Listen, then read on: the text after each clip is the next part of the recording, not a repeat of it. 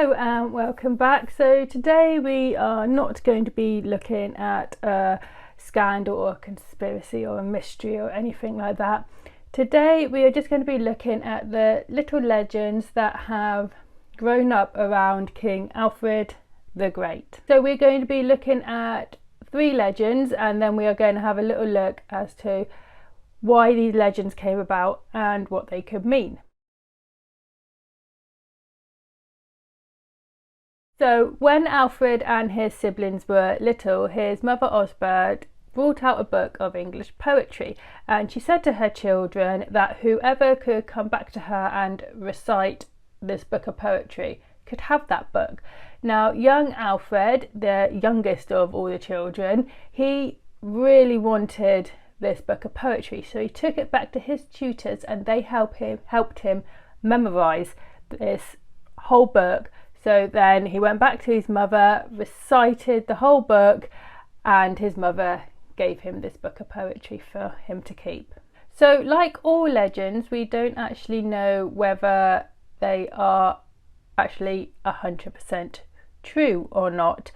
This legend about Alfred came from a biography that was written by his good friend Bishop Asa, and in this biography it's literally like the only time we hear about Alfred's mother as well.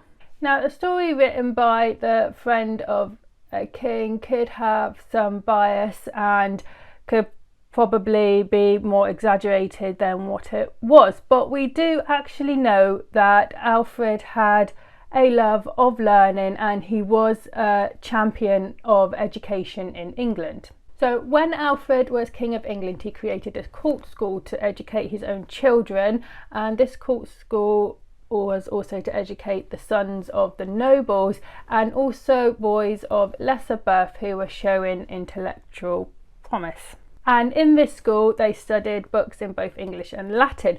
But Alfred didn't just concentrate all his education reform on the nobility. But Alfred didn't just keep education to the royal court. He aimed for every young freeborn man in England who was not otherwise engaged in some youthful employment to be able to learn if he be willing. So Bishop Asa may have wrote this story about Alfred as a child and wanting the book of poetry to show that he had always had this love and this passion for education.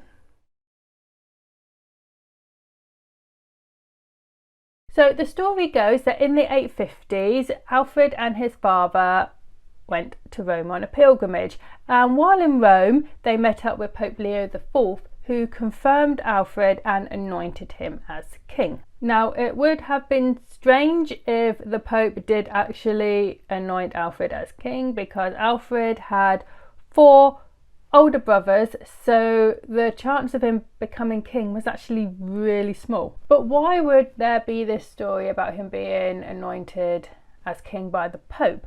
Maybe the story was made up to show that it was actually God's plan all along for Alfred to be king. During Alfred's reign there was wars with the Danes, and Alfred managed to take his country through these wars and to defeat the Danes and bring relative peace to the country.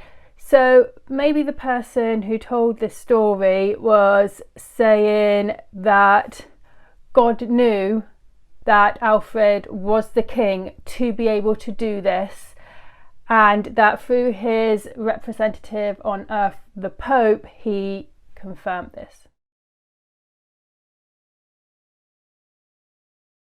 This is most possibly the famous of all of Alfred's legends. In 878, the Danes launched a surprise attack on Alfred at his base in Chippenham, and Alfred and some of his men were able to escape, and they managed to escape to the Somerset Levels. At the Somerset Levels they sought shelter in the house of a shepherd and his wife. So while they was in the house, Alfred was asked by the lady of the house if he could watch some cakes that she was cooking while she went out and got some more water from the stream.